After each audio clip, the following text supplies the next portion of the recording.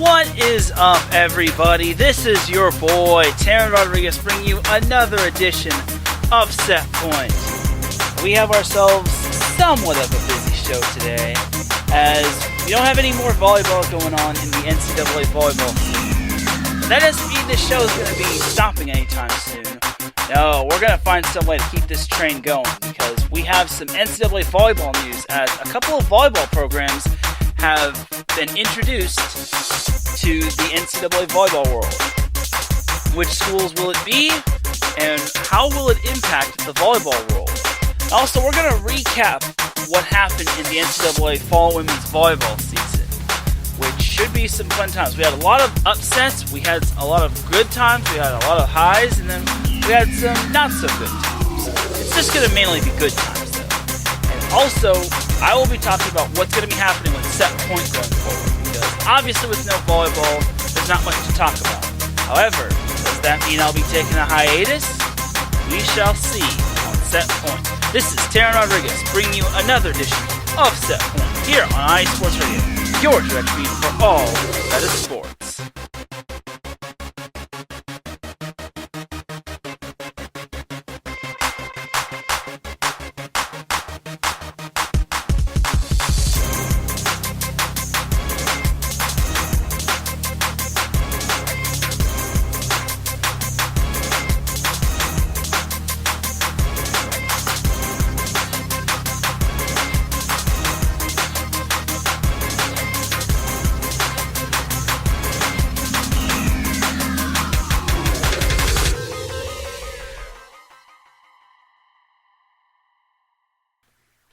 And welcome all to another edition of Set Point. Thank you all for joining me on this beautiful Tuesday afternoon. I definitely appreciate it.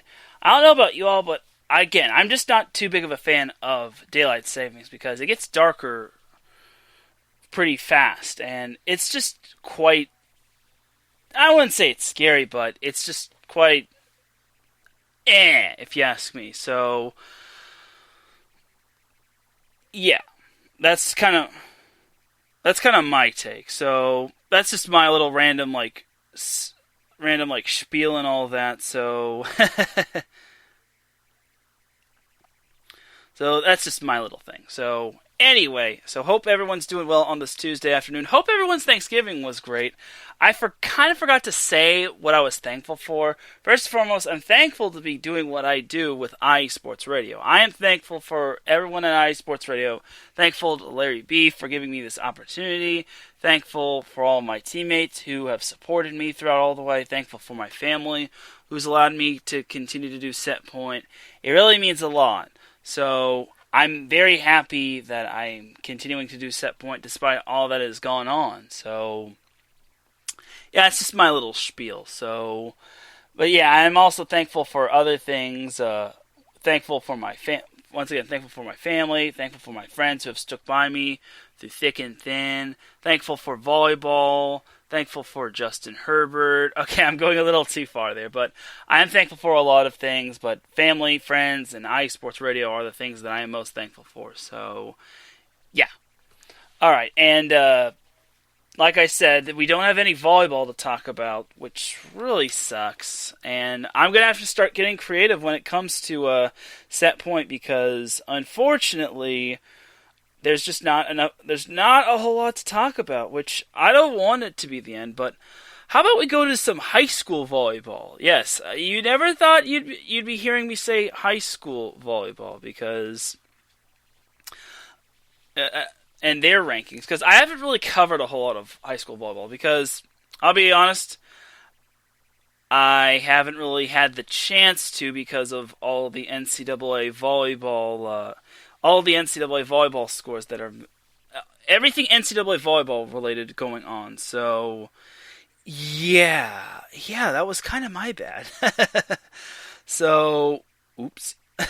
My bad. And I don't think there's been... well, I was actually going to talk high school volleyball, but it looks like the Max Preps rankings aren't updated as well, which really sucks, because I wanted to see the whatchamacallits, everything going on this year. Now, other than California, because California still hasn't had any volleyball going on, whether it's in the Southern California section, the NorCal section, the San Diego section. We've just had no volleyball in California whatsoever. And I did just get word that Southern California might not be having any high school volleyball for a while. So it really sucks because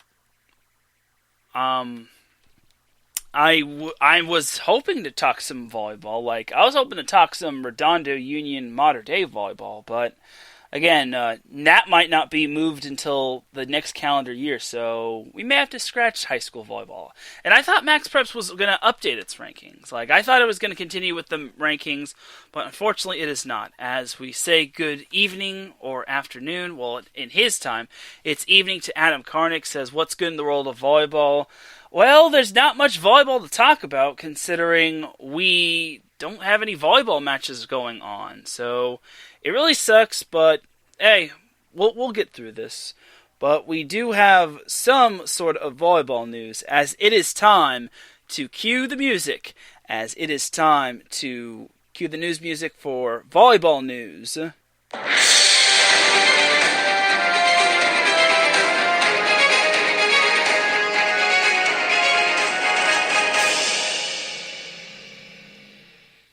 So yeah, we have some volleyball news, and it's quite some historic and big volleyball news.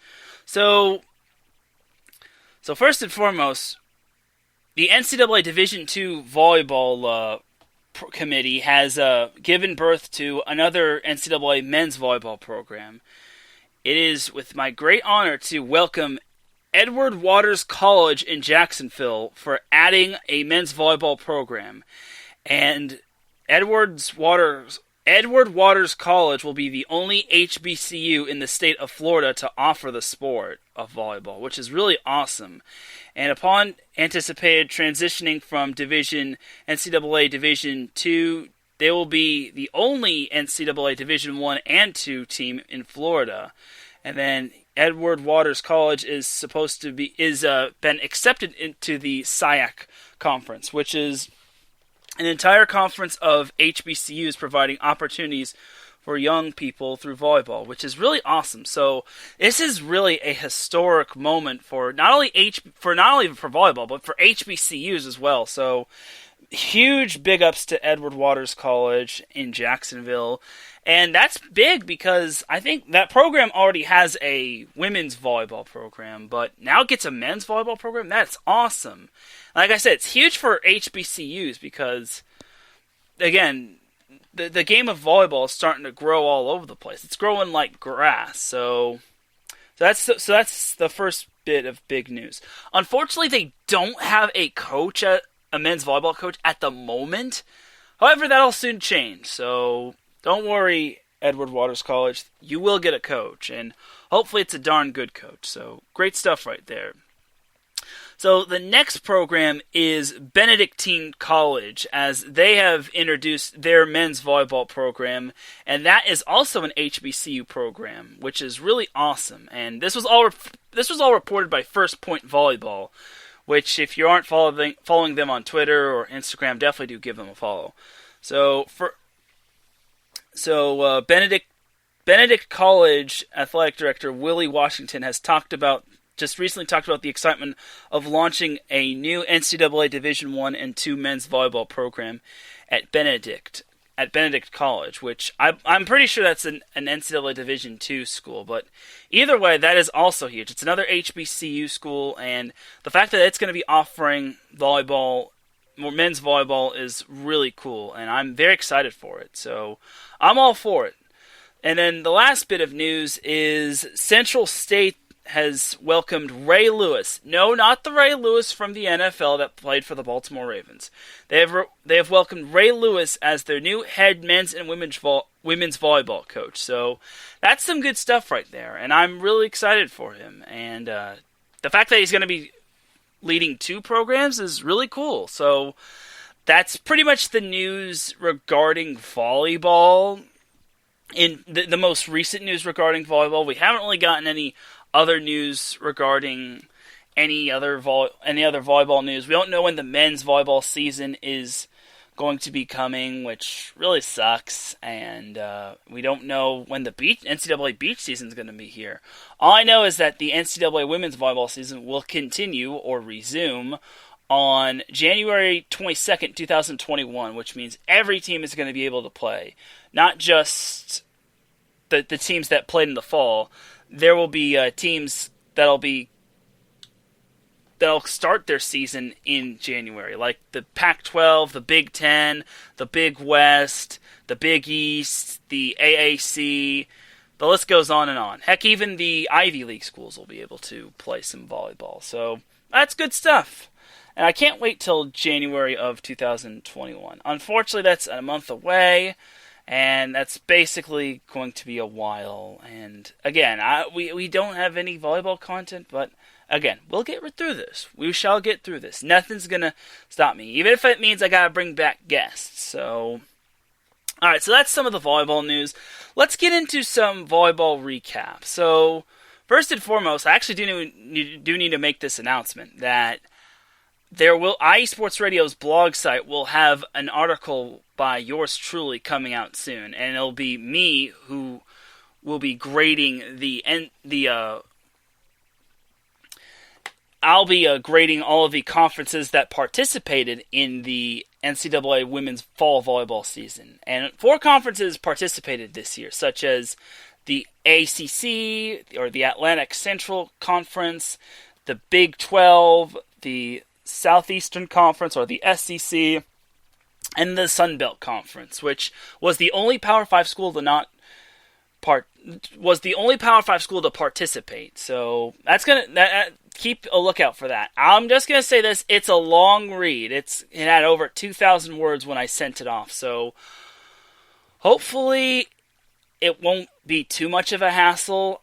Luckily I edited it for the most part, but it just needs the final edits and final finishing touches, and then poof, it'll be online. So, gonna welcome Davidson Crooks into the chat room. Thank you for joining me. And Adam Karnick says, digging deep to find volleyball news wherever it may be. Yes, because to me, the show still has to continue. So, and that's kind of the fun of doing a show. Like, you don't have to recap games or talk about players. You could find other ways to get creative. Like, you could bring on guests for your show as well. Like, back when COVID first hit the whole scene of. Back when it hit the whole scene, like back when COVID was starting to spread and all that, and everything was getting canceled left and right in terms of sports, it was not fun, and I had nothing to talk about, and I was thinking, how am I going to continue to do Set Point? I talked about this on my 50th episode and my 1-year anniversary special, so just going to reiterate the story again that it's going to be tough to...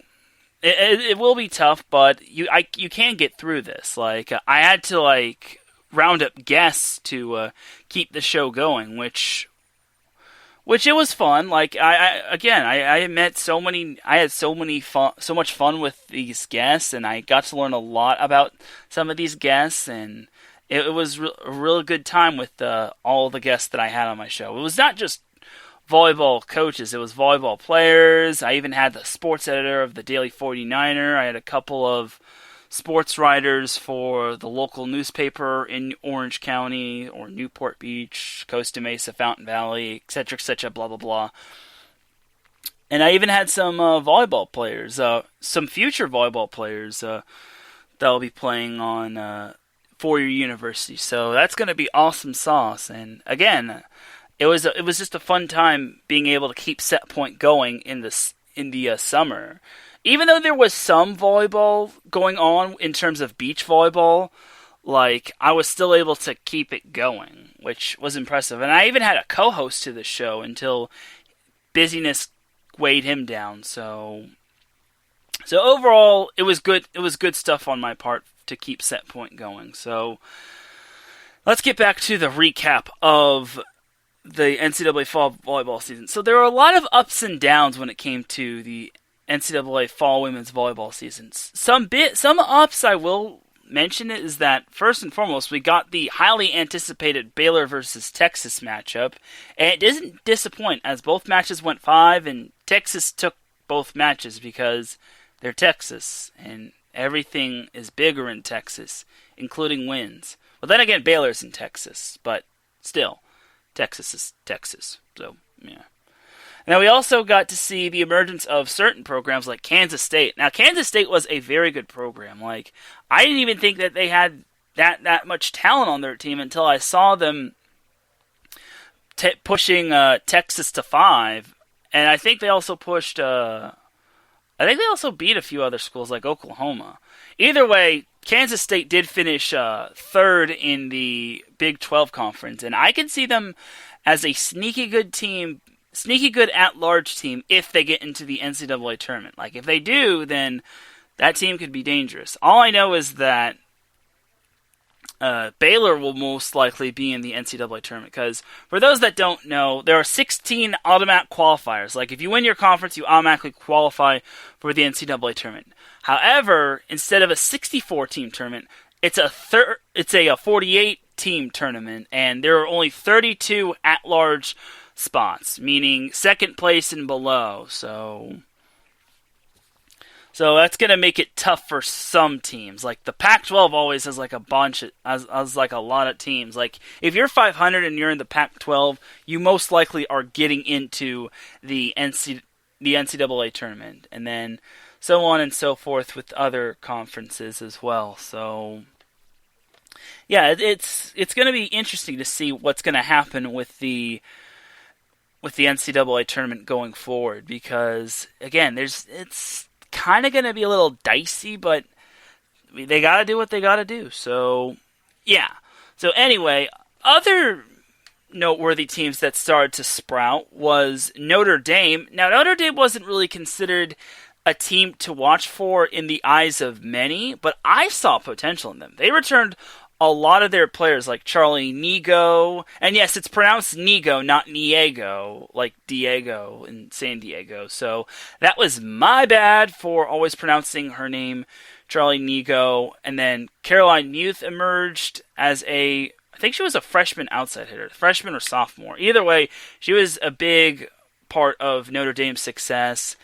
And then Hattie Monson, or what? I think that's her name. Is it Hattie or it was either Hattie or Maddie? Either way, Hattie Monson was a key instrumental piece for the libero position for Notre Dame. She's only a freshman, so the fact that she stepped up for Notre Dame in the libero position was quite nice. And then Zoe Nunez was phenomenal at the setter position, so she was also pivotal. And again, and then I think her name was, I forget her first name, but Hamilton, I think her name was like Audrey Hamilton or something like that. I'm not looking at the roster, but I'm just saying that Notre Dame had a lot of key players step up, because most of those players returned, and they have a great freshman class at the moment right now. Like I said, Monson, and then Hamilton is very solid. So overall, this Notre Dame team looked really good this past fall, and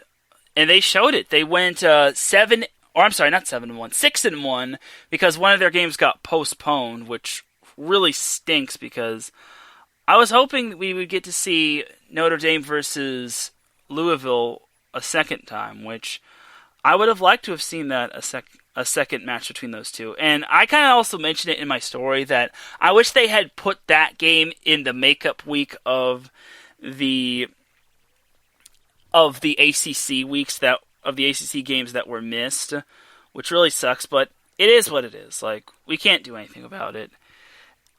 And Aubrey Hamilton was her name on Notre Dame. She was a 6'2 freshman outside hitter, and Caroline Muth is a sophomore. And once again, Charlie Nigo, who was a junior outside hitter, was phenomenal. I also got to make history. One phenomenal moment in terms of this NCAA fall volleyball season was that I got to call a live volleyball game on Wellington Sports Radio, which I think that, correct me if I'm wrong, but I'm pretty sure that is the first ever volleyball match that has been called on on Wellington Sports Radio. As Pierre Moss told me that history was in the making, which I want to say was at least the first NCAA volleyball match, and not the first volleyball match ever called on Wellington Sports Radio. But I'd have to talk to Pierre about that. But that was a great moment calling the NCAA the Pitt at Notre Dame volleyball match, and that match was so big it got the primetime treatment, as that was featured on ESPN2, which was awesome. I wish there were more NCAA volleyball matches featured on ESPN2. I wish they got more primetime. Unfortunately, because of college football, they kind of got the shaft. So Pitt at Notre Dame was lucky to get a primetime game, as well as Texas at Kansas State. So there's that. And I'm glad that ESPN decided to give volleyball matches some prime time. The one match I wish they could have given prime time to was Baylor at Texas. Number 3 Baylor at number 1 Texas, which that pretty much decided the Big 12 conference. And unfortunately, that matchup was only featured on the Longhorn Network, which was really lame. Meaning only the University of Texas or Texas residents can check out that matchup, which is a bummer because I would have liked to have seen that matchup on TV. So, yeah, it's a bummer, but it is what it is. Like, ESPN can only do so much because of mainstream sports and all that. But to me, I think it would have been great to see more NCAA volleyball matchups, at least ranked on ranked. Like I'm glad they got the whole ranked on ranked situation well with Pitt at Notre Dame, as well as Texas at K-State. So there was that. So that was another good moment for the NCAA fall volleyball season. And then another good moment for the NCAA fall women's volleyball season was Coastal Carolina and its emergence. Now, Coastal Carolina has already been a big team in the Sun Belt Conference. However, this was kind of their year to blossom and bloom because they had such a great team. They went 18-0 at one point, having won all their regular season matches, and then they made it all the way to the Sun Belt Conference tournament, where they would face the perennial power Texas State. And for those that didn't tune in last week, Coastal Carolina lost that match in 5 sets. The worst part about that loss was that they lost outside hitter and eventual Sun Belt Conference player of the year, Amet Namath, as she suffered a leg injury, which at first it was notified as a lower body injury, which I was like, okay, it's just a lower body injury. Nothing more needs. I don't know what to expect. However, I did see that it was a knee injury. According to Volleyball Magazine, she blew out her left knee. Her left knee is out, and that's going to put her out until at least the middle of the 2021 fall volleyball season. I don't know what that means. I don't know if that means next year, if she'll be out next year, or if she'll be out in the winter. But that really was a big loss for a Coastal. I want to say with Nemeth that Coastal Carolina would have probably won that match because she's such a talented player. She has such a cannon of an arm, and she's very athletic. She is probably one of the best players not from a Power 5 school, and it sucks because she suffered the injury after getting a kill, and then unfortunately she went down, and that was it. And she was leading her team in kills overall with 280, and then she had 4.44 kills per set, and then she had the second best kill leader on Coastal Carolina had 103 kills less than her. So, and she hit 334, which was 4th in the conference. So, and she was also second in the in the Sun Belt Conference with 24 aces, and she had 33 blocks. So, it really does suck that losing her just hurt, and it really is a bummer because she was actually named the Coastal, or Yeah, the Sun Belt Conference Player of the Year. Unfortunately, that's kind of an afterthought award, considering I'm pretty sure she would rather have the win than get the award because she wants what's best for the team. I'm pretty sure. So, luckily, she does have another year. But I just hope she comes back later this season. I want to see her return because with her, Coastal Carolina looks almost unstoppable for the most part. I mean, obviously they have their flaws, but this is a team that was looking really good. They were on their way to clinching an automatic qualifier for the NCAA tournament. Like the first set, Coastal Carolina just ripped Texas State. Well, they didn't rip them, but they took the first set, and then second set they lose her, and then Coastal Carolina lost the second set, and then they barely inched out the third set, winning that one by 2 points, 25-23. And then Texas State just dominated the fourth and fifth set because they're Texas State, and they're just too good. So that was one of the more low light moments, seeing Annette Nemeth getting injured, and again, it was her knee, and I hope she can get back. I hope by way of the 2021 fall volleyball season, it means like this season, but it's sounding like she's going to be missing the rest of the year, which I hope that's not the worst case scenario. Like, I really hope she can just get back onto the court soon. Like, I really just hope, like, no talented player deserves that injury.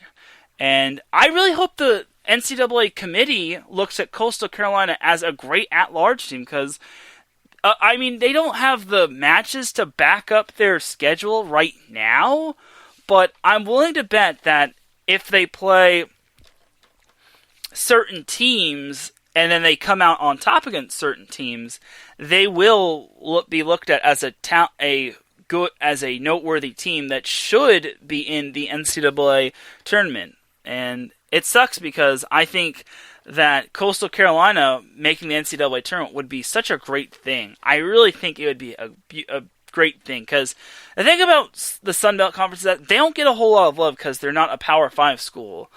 And I hope they can find some way to get into the postseason. Like, whether they have Nemeth or not, I want to see Coastal Carolina in the NCAA tournament.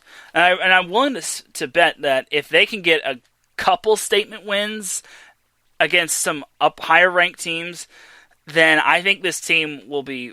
I think Coastal Carolina will be a team to watch for because without her, it'll be a testament to Coastal's great team chemistry, and they have something great going with. I'm gonna butcher this guy's name, Josef Foreman, who is from Budapest. He is the coach of Coastal Carolina, and he's done a bang-up job with the Chanticleers. Again, it just really sucked that Coastal's first loss of the season came at the worst time as they lost to Texas State. But you could also make the argument that Texas State is the perennial powerhouse of the Sun Belt Conference. They're kind of like the Kansas City Chiefs or the current Pittsburgh Steelers of the Sun Belt Conference. Let's just put it at that. So, yeah. But I still give Coastal Carolina a tip of the cap for an amazing effort. It's just that losing a player such as Nemeth really hurts that team going forward. And again, I'd be willing to bet anything that Coastal might have won that game if Nemeth doesn't get hurt. So I just hope we can see Coastal in the NCAA tournament. I want to see them. Like, I'd hate to see them left out, but there are only 32 at-large spots. And then most likely, like, Power 5 conferences are going to be getting that spot.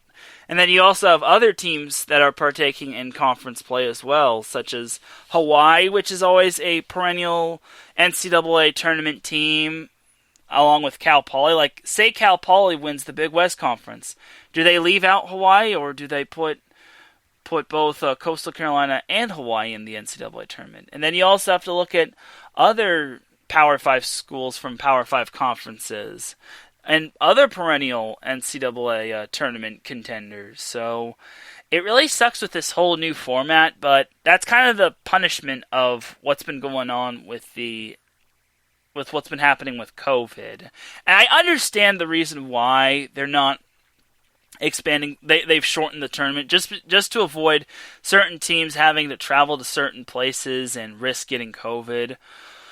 So we shall see. My only other question is like, who are going to be the host schools? Like, are there going to be like, it's obviously going to go 48 to like 24 to 12 to 6 to 3. I'm pretty sure there are going to be some teams that are getting like first round buys.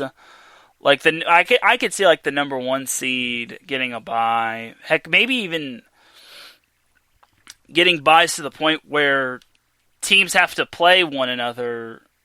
Like, heck, I'd even go as far as to say that maybe the teams that win their conference get a first round bye, while the other 32 teams have to face off against each other in the first round.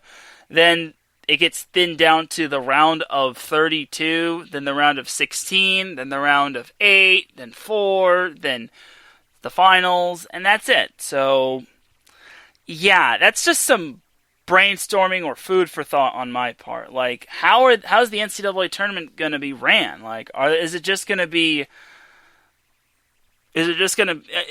going to be like a first round except a shortened first round, or is it going to be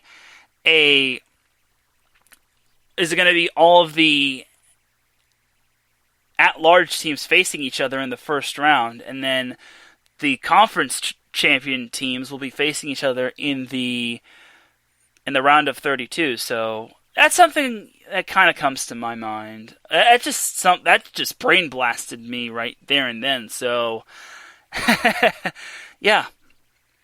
So that's just my little thought process going on in my little noodle.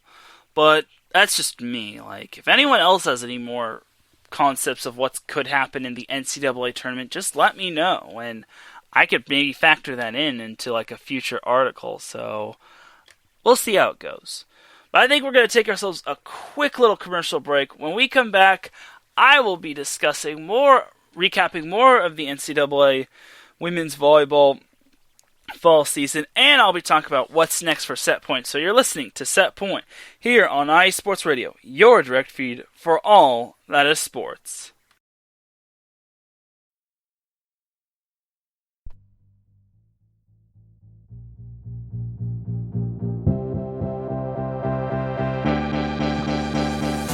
Hey guys, it's Blake Henley, better known as H-Town Blake to some of you.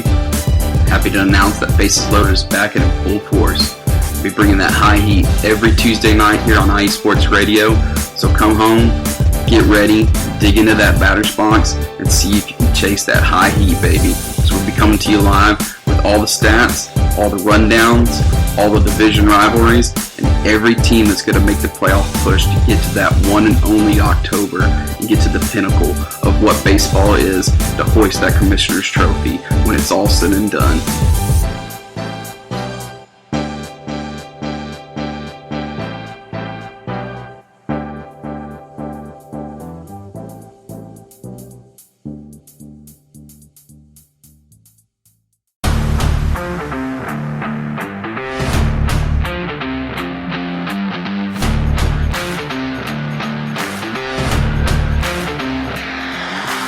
What's good, fight fans? It's your boy, Marcus Los Great, here to give you what you want, here to give you what you need. Yeah, man. Yeah. I'm coming to you live, straight from your mama's basement with a crispy, awesome white tea. We are coming to you live every Tuesday at 10 p.m. Eastern Standard Time. Powered by IE Sports Radio, your direct feed for all that is sports.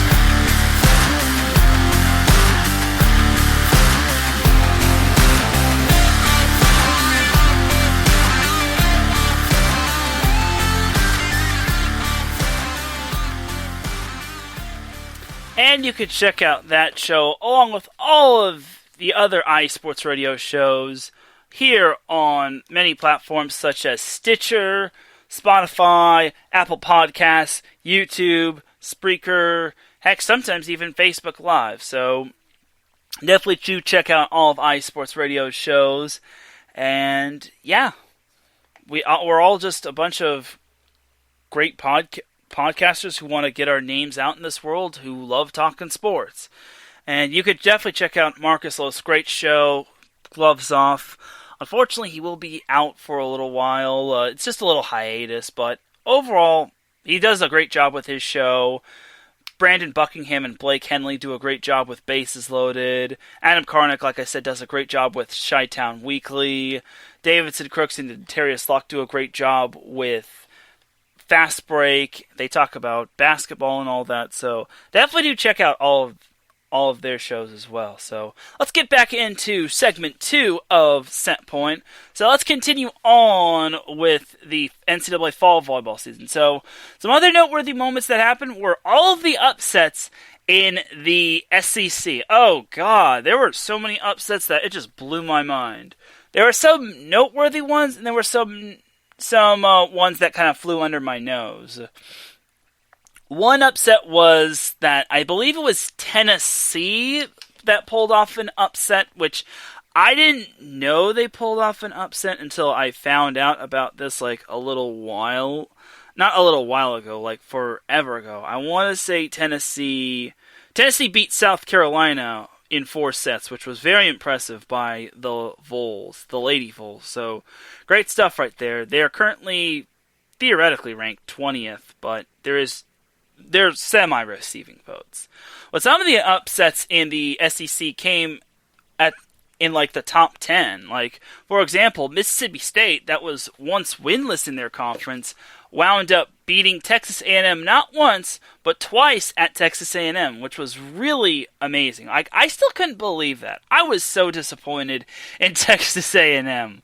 Like, you all could only imagine how I felt when, I think it was a couple of weeks ago when I talked about how Texas A&M, who is one of the more premier teams in the SEC, lost to a winless Mississippi State team. Well, winless going into that series, but after they had collected their first win, they weren't winless no more. So yeah, that was quite the upset by Mississippi State. And keep in mind, this was when Texas A&M was ranked at 7th at the time. Like, I couldn't believe they were that high, and then they lost to Mississippi State.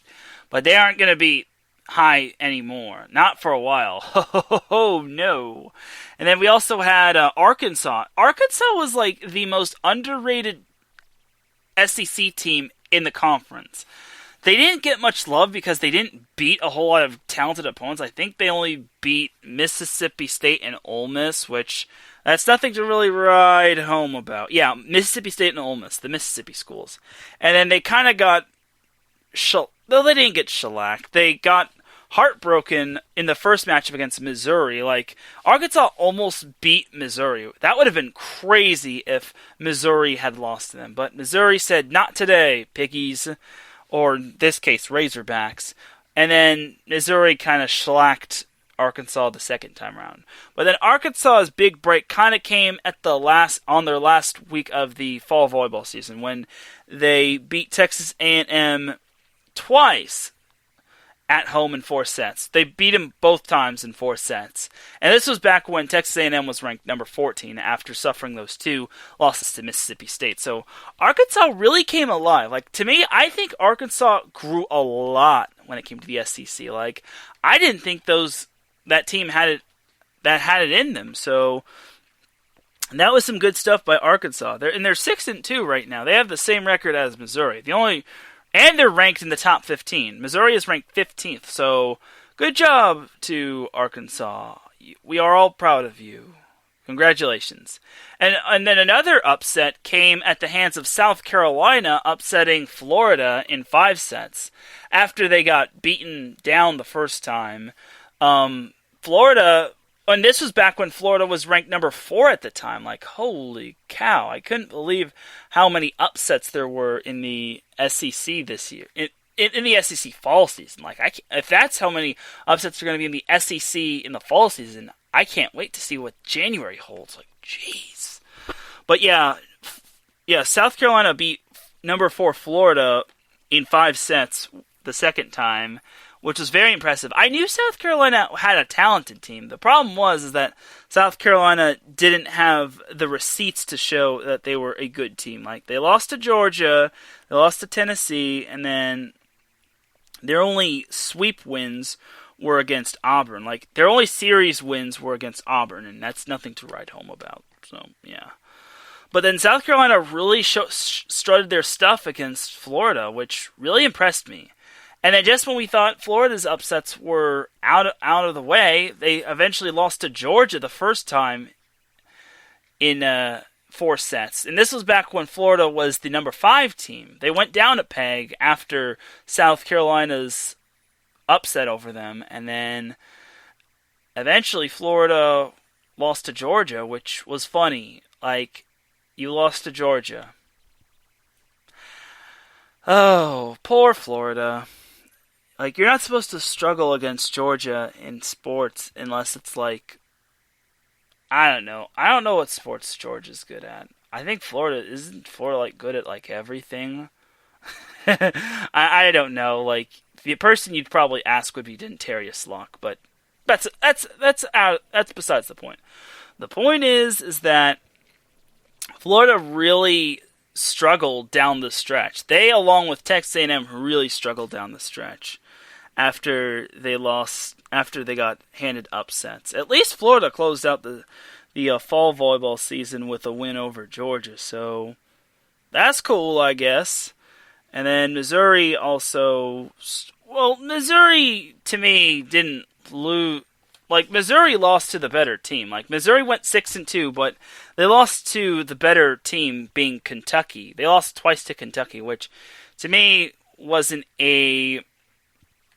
too big of a surprise because Kentucky has probably the best freshman class right now, and they had the best 2020 class, and then they might have another good class coming in. So we'll see how it goes for Kentucky. Like, last year Kentucky lost in the Sweet 16, I want to say. Yeah, it was the Sweet 16 to Washington, and then Washington eventually lost to Baylor, and then Baylor lost to Wisconsin, and then Wisconsin lost to Stanford in the final. But that's besides the point. The point is that I think Kentucky proved to everyone that they can hang with some of these big teams. And players like Maddie Skinner really showed up and showed out against opposing teams for Kentucky. And that's what makes Kentucky really good. And Kentucky and Texas were the only 2 teams to finish the fall undefeated. I would have liked to see Coastal Carolina finish the fall undefeated. Unfortunately, we all know we all know what happened. Poor Annette Nemeth got hurt, and Coastal just couldn't keep it together. So they still should be in the NCAA tournament. But that's I digress on that.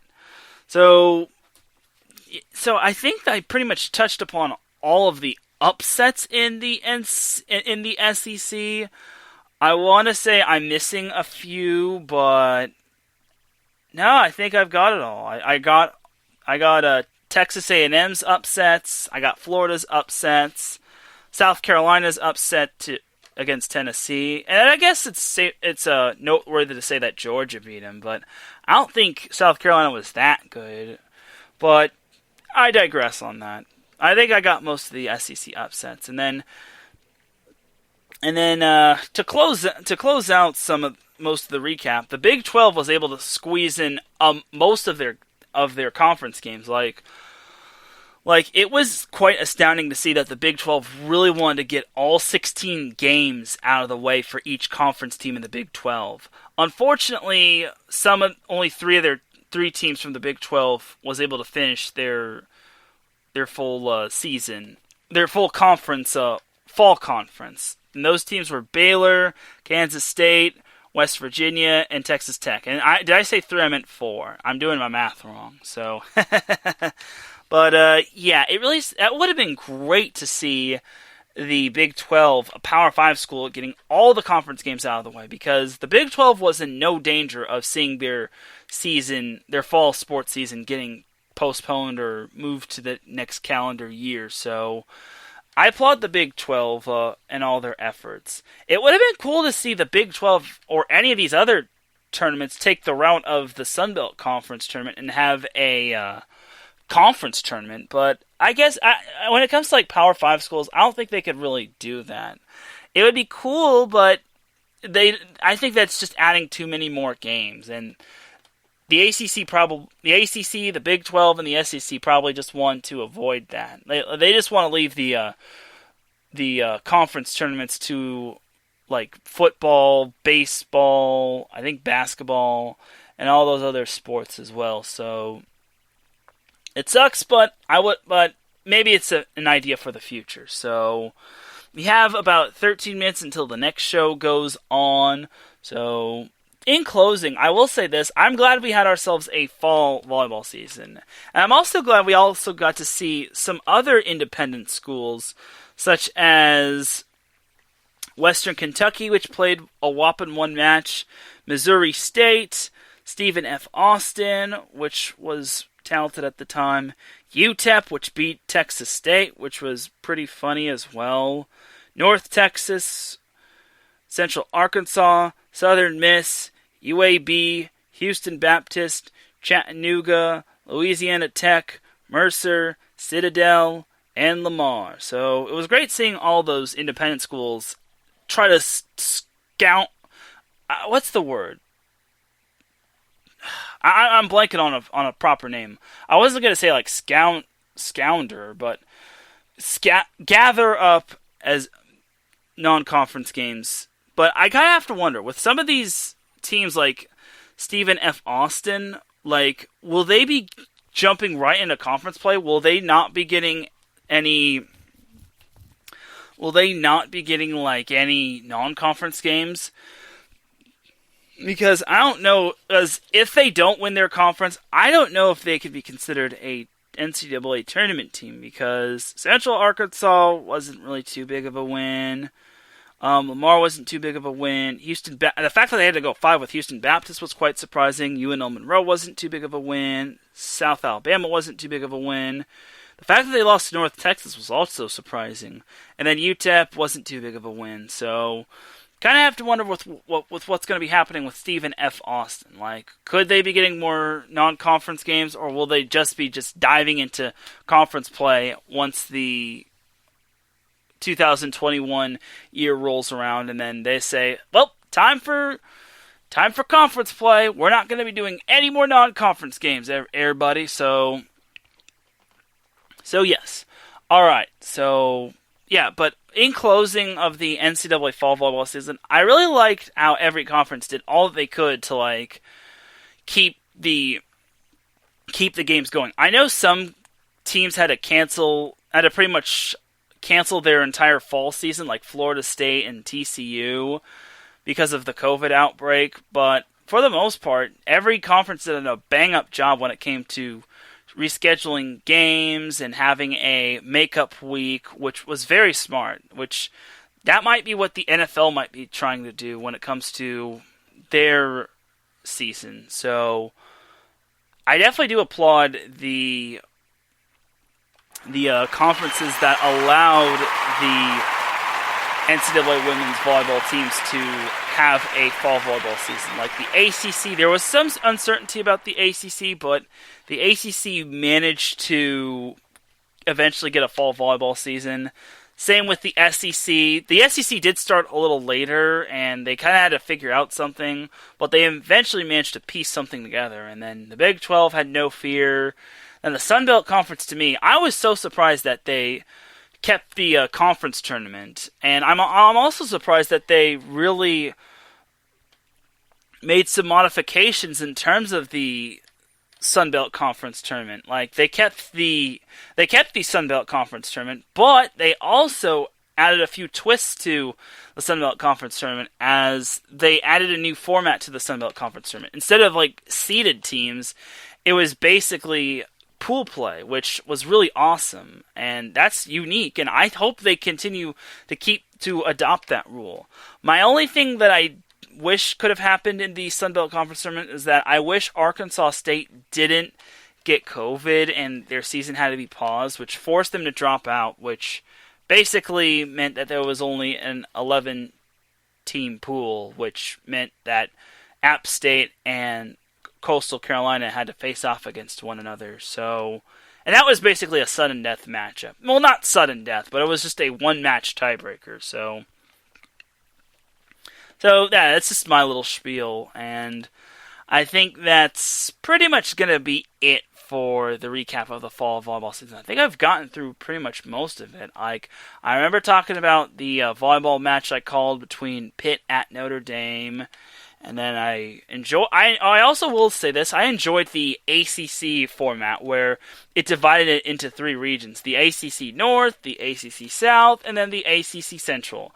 I only wish that finishing atop of each region would mean something, but I highly doubt it will. But if anything, it might be good going into the season. Like, the only thing that I didn't like about the ACC regions was that Georgia Tech pretty much had it easy for them. I mean, I won't say that it was easy, but they had the least amount of trouble when it came to the ACC South, as the only teams they really struggled against was, I think it was Clemson and Miami. Miami they lost to in the first match of the season, but then that kind of galvanized them to win 7 straight. So overall, Georgia Tech really impressed me, and I think that's a team to watch for. That's a sneaky team to watch for, along with some of the other ACC teams. Not just them, but Louisville, Notre Dame, Pitt.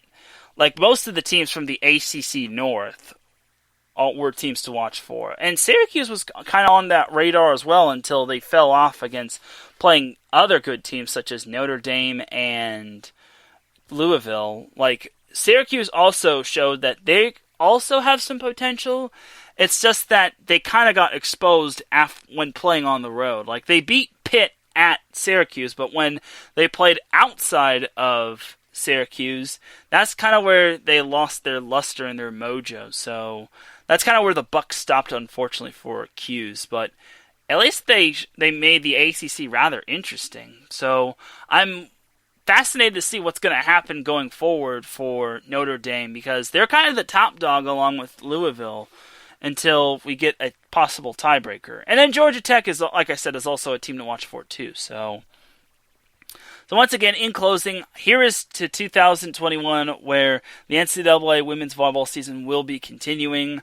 I'm just wondering what's going to happen with the NCAA men's volleyball programs and the beach volleyball programs, because when it comes to gym time, what's going to happen with the basketball schools, and then the women's volleyball schools, and then the men's volleyball schools.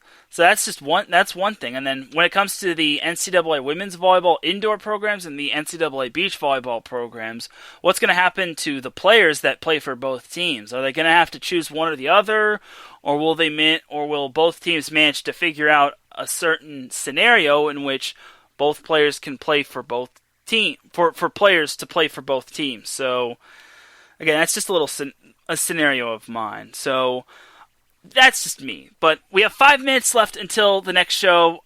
It's perfect time to talk about what's next for Set Point. So Set Point will not be going on a hiatus. Set Point will be continuing as going forward until let's say January, leading up to the coveted week. I will be dissecting the top 15 teams. No, I'm not going to lay them on trays and then dissect them with tools and whatnot. But I will say this: I will break down what happened with said teams, and that's going to be for the next 7 weeks. So next week, the week after, Christmas week, New Year's week, and then the first full week of January, then the second full week of January, and then the third full week of January, leading up to that highly anticipated January 22nd, which I'm going to need to figure out how I'm going to divide 15 teams into 7 days. Maybe do two teams on during 1 week, and then go down the line. Next week would probably be 15 through 14. The week after 13, 12, then 11, 10, then 9, 8, then 7, 6, then 5, 4, and then 3, 2, 1 on the 19th. I probably might do that may be the plan, but maybe I'll try to fast forward it, because by the time we reach January, I think some of these schools are going to have their women's volleyball schedules. They're going to have their women's volleyball schedules released to the public. That's what I meant to say. Yeah. But other than that, that's pretty much going to do it for Set Point. So Set Point is not going anywhere, everybody. And I will figure out how to divide the dissection of the conference teams, because the